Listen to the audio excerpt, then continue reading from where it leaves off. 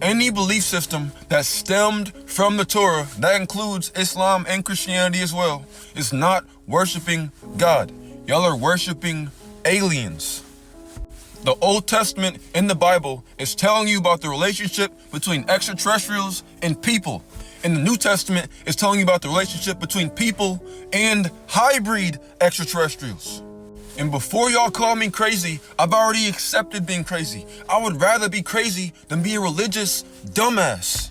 And people are always saying, Derek, why the volume? Why the profanity? I have to speak like this to get your attention. If I said, guys, you have to wake up, nobody will pay attention to me. Do you think Jesus was soft-spoken? The dude was screaming to the top of his lungs, hollering in the streets. The image of Jesus is some type of soft-spoken, feminine Bob Marley. He was nothing like that at all. There was no God figure that just snapped his fingers and everything just popped up into existence. Things don't work like that. Why do you think humans have ape DNA flowing through our veins? Why do we have ape DNA if we were created by God? Why is there animal genetics inside of us? Why would God need to gene splice different creatures to make humans? Couldn't he just think us into existence if he was all powerful? But y'all don't have these type of thoughts because y'all don't think. Humans have been regressed to our instincts, ruled by fear. We don't even use our intellects anymore. Even though our intellect isn't even the highest aspect of awareness. It's really your intuition. But we're not talking about that yet because y'all don't even use your intellect anymore. Y'all just use your instincts, governed by emotions and fear alone.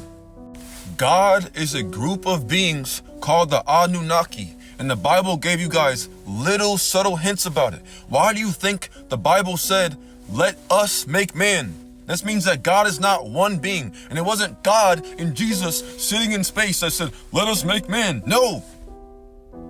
It was the Anu people, the Anunnaki, those sent from Anu to Ki. All the stories in the Old Testament in the Bible were not original. All of them are copy and pasted stories from the Sumerian tablets, which are the oldest stories of humanity in the world. Why do you think the Bible is so similar to the Sumerian tablets? It's plagiarism. The original story goes that these extraterrestrials came to Earth where there was already creatures living and thriving on the planet already evolving by themselves. And they found a creature called the Homo habilis. They brought it on a planet called Mars, where and they named Mars actually, by the way. They called it Lamu. They established a lab called the Shimti lab, which means where the breath of life was breathed in. And in the Shimti lab, they developed the evolution of the Homo erectus, the Homo habilis, into a Homo erectus. Then they took the Homo erectus female, they took an egg out of her, and they mixed it with Anunnaki sperm.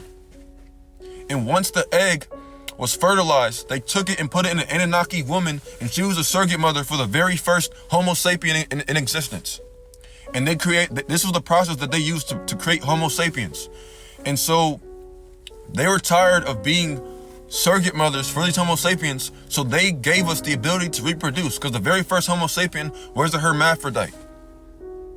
And so once they made us hybrids, they created females and males, and then we were able to reproduce by ourselves. And once there was a big enough population of humans, they used us as slaves, because when they originally came to Earth to extract resources from the planet, but their technology wasn't working, so they just used earthly creatures to work for them and get the resources for themselves, and they used us as slaves. When our work was done, they left a few human beings in charge and never came back ever again. And a few Anunnaki would come back to teach humanity about existence.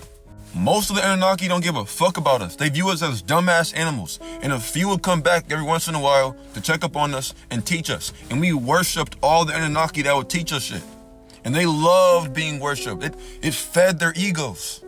One of the most famous Anunnaki that loved being worshipped the most was Enlil, and one of his titles was Yahweh.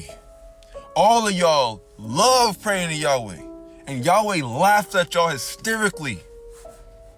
Y'all worship this man. He doesn't give a fuck about you. He doesn't hear your prayers or anything. And I'm not here to give you the whole story of the Sumerian tablets. You can go read it for yourself. That's not my message here. What I'm here to tell you is none of these religious books are teaching you anything about God. It has nothing to do with God whatsoever. The true and living God exists inside of yourself, but it's hidden inside of you. This is called the Amen. Amen means the hidden one. Amen is your soul. You will never understand God until you learn about yourself. You can only study God by studying yourself and going within. And all these Anunnaki that didn't view us as lowly animals that came to teach us, they were trying to teach us about this type of stuff.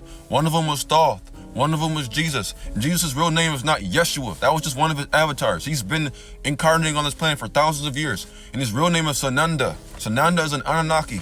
He came here in the avatar of Tammuz. He came here as Haru in ancient Egypt. He also came here as Jesus as well. He's came here in many different other avatars as well. But he was not some god. Y'all are worshiping this man. Jesus never asked to be worshipped. You can't find one time in the Bible where he tells you to worship him. And he didn't want to teach you guys too much because the belief system of humanity was too dumb and too fragile. So he had to give you guys little baby steps. Jesus' true father was not God. Jesus' real father was Gabriel. The Anunnaki have been making babies with humans for thousands of years. They love making babies with us. They tell you in the Old Testament right there. Jesus' father was Gabriel. The angel that visited Mary was Jesus' dad. It was not some God figure. Spirits can't get people pregnant. That was your immaculate conception right there.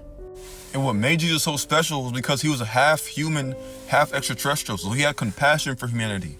One of his parents was a Homo sapien, Mary, and the other one of his parents was a full-blooded Anunnaki who was Gabriel, who was Geb, Ra, and El. All of these are 3 Egyptian deities, but Christians don't know that because they only know about their own religion. They haven't studied anything else outside of that. That's why he was so special and so intelligent, because he was half man, half Anunnaki. So he was caught between 2 worlds. So Jesus was a hybrid extraterrestrial teaching humans. And full-blooded Anunnaki that came here to teach humans, they don't like coming to Earth because humans just view them as gods. They see how bright their auric fields are and they just start bowing down and worshiping them. This is why Jesus had to be half human, so that y'all would view him as a person. If he came in his full Anunnaki state, people would just start getting on their knees and worshiping him.